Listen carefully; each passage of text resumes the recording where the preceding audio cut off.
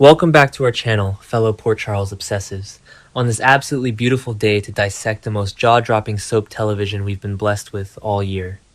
The heavy oak doors of the Windermere parlor slamming open, the sudden rush of cold air extinguishing the candlelight, and the sheer, paralyzing shock on Nina's face as her impromptu wedding shatters before it even begins. This is the exact moment the entire landscape of Port Charles fractured into a million impossible choices. I am still buzzing with sheer adrenaline from that Windermere parlor scene. The way the camera panned from Nina's hopeful, tear-filled eyes straight to the heavy oak doors flying open to reveal Carly Spencer standing there like an avenging angel of truth. I feel so incredibly validated by this storyline because it finally proves that the writers understand the explosive, volatile chemistry between Nina Reeves, Jack Brennan, and Carly. I genuinely think we're missing the point if we just view Carly's interruption as typical Carly meddling. The way I see it, this was a masterclass in character collision, and I want to break down exactly why this aborted quickie wedding is the best thing General Hospital has done all summer.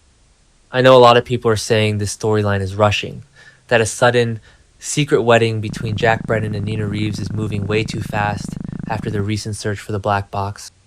But I actually think the accelerated timeline is exactly what's needed, because I feel like it perfectly captures their shared desperation and the intoxicating danger of their alliance. When Brennan looked at Nina at the makeshift altar and said, "We don't need to wait for the world to catch up to us," I felt a genuine chill run down my spine.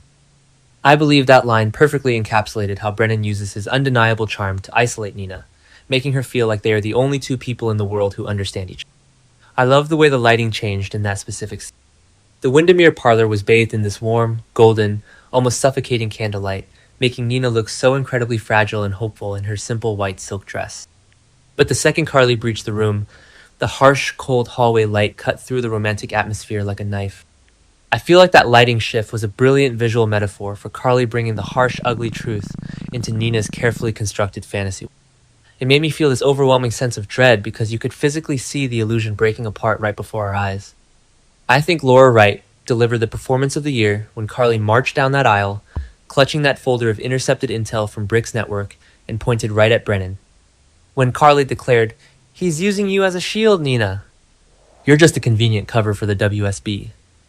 I felt so completely captivated by this choice because it anchors Carly's actions in her established history. I feel like this is the best they've written Carly in months, because she isn't acting out of petty jealousy over Sonny or the Metro Court. She is acting on raw, unfiltered instinct to stop a catastrophe. Carly knows exactly how dangerous the WSB is, especially with the recent Ross Cullum fallout, and I believe her intervention was driven by a genuine, if begrudging, realization that Nina was walking into a slaughterhouse.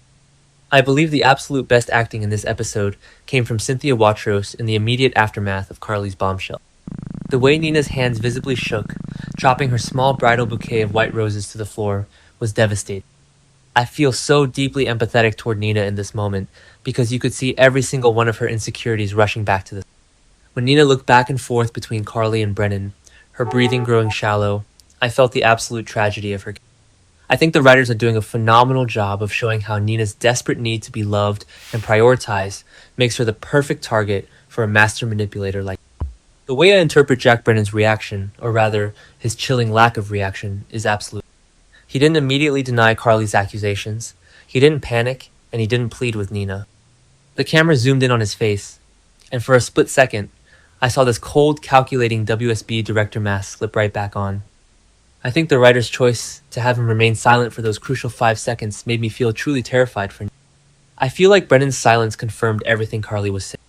He was calculating his next move, assessing the damage to his operational cover, rather than comforting the woman he was about to marry. It was a brilliant, terrifying character beat. I feel like this is the absolute best they've written the Carly and Nina rivalry, because the stakes have never been this deadly. It's no longer just about who gets to hold Wiley or who gets to run Crimson. It's about survival in a world of international espionage. When Carly took a step closer, completely ignoring Brennan to look Nina dead in the eye, and warned her, "You are repeating the exact same mistakes you made with Valentin and Faison," I literally gasped out loud at my television. I think bringing up Valentine Cassadine and Cesar Faison was a masterstroke of continuity that honors long. I feel so incredibly rewarded as a devoted fan when the show respects its own lore like that. Nina's history of falling for dangerous, secretive men who use her for their own agendas is her ultimate tragic. I think Carly throwing Valentine and Face On in Nina's face was the exact psychological slap Nina needed to wake up. I felt this rush of vindication because Carly was finally forcing Nina to look at her own destructive patterns. The way I see it, Carly isn't trying to destroy Nina's happiness. She's trying to prevent Nina from becoming collateral damage in Brennan's underground WSB. I genuinely believe Nina wants to trust Brennan with every fiber of her being, but the way she physically stepped back from him at the altar showed that Carly's words hit their mark with devastating precision. I love the subtle, heartbreaking detail of Nina reaching up to touch her necklace, the one Brennan recently gave her, as if suddenly realizing it might be a tracking device or a collar rather than a romantic gift. I feel like Cynthia Watros conveyed 1,000 words of heartbreak in that single, hesitant gesture. It made me feel so invested in her internal struggle, watching her brain fight a desperate war against her. I know some fans in the community are complaining that Brennan is being turned into a one-dimensional villain by having him use this wedding as a WSB cover, but I actually think this moral ambiguity is exactly what makes him so fascinating. I feel like Brennan genuinely cares for Nina on some level, even if he is simultaneously using her as a human shield for his operation. I think the way he finally spoke, his voice dangerously low and smooth as he told Carly, "You have no idea what you are interfering with, Miss."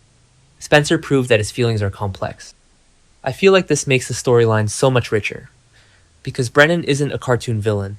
He is a pragmatic spy who is willing to weaponize his own heart to complete his mission. I think the inclusion of Brick's network to uncover this quickie wedding was a brilliant narrative choice. It makes me feel like the entire canvas of Port Charles is deeply connected. Carly didn't just stumble upon this Windermere wedding by accident. She actively used her resources to track Brennan's movement. I love the dialogue. When Carly smugly revealed, "Brick's network sees everything, Brennan. Did you really think you could file expedited marriage licenses without tripping a wire?" I feel like this proved Carly is a formidable opponent who can play the spy game just as well as the WSB. It gave her intervention a sense of earned victory. I loved the physical blocking of the scene in the aftermath of the reveal. Having Brennan and Carly flanking Nina on opposite sides of the altar created this incredible, high-stakes, visual representation of the angel and the devil on her shoulders. Except in the murky world of Port Charles, neither Carly nor Brennan are angels. I feel like the director perfectly framed Nina as the ultimate prize in this tug of war. I think seeing Carly stand her ground, refusing to be intimidated by Brennan's looming, calculating presence, made me feel so proud of her character's resilience. I feel so incredibly invested in Nina's ultimate choice moving forward. When she looked at Carly, tears streaming down her face, and whispered, "Why do you even care what happens to me?" I felt the absolute tragedy of Nina's isolation. She is so used to Carly being her enemy that she cannot process Carly acting as her savior. I think Carly's response, a quiet, hardened, "because nobody deserves to be buried alive by the WSB," was the emotional climax of the entire month. I feel like that specific line bridged the gap between these two warring women, acknowledging their shared trauma in a world dominated by ruthless. The way I interpret this entire sequence is that the writers are setting the stage for the most explosive summer storyline we've had in a decade.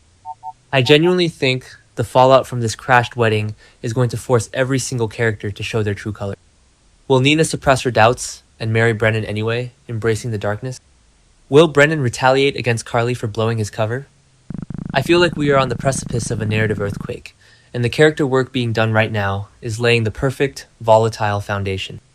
I think the writing team deserves a massive standing ovation for weaving together the black box search, the WSB underground operations, and this deeply personal, character-driven love triangle. I feel so passionately about defending this arc because it relies on years of established character history, utilizing Nina's vulnerabilities, Carly's fierce protectiveness, and Brennan's icy pragmatism to create pure, unadulterated soap opera magic. Every single glance, every sharp intake of breath, and every venomous line of dialogue in that Windermere parlor worked flawlessly to build unbearable tension. Who will Nina ultimately trust? And will Brennan's deadly WSB secrets destroy them all? Drop your wildest theories in the comments below, and don't forget to subscribe.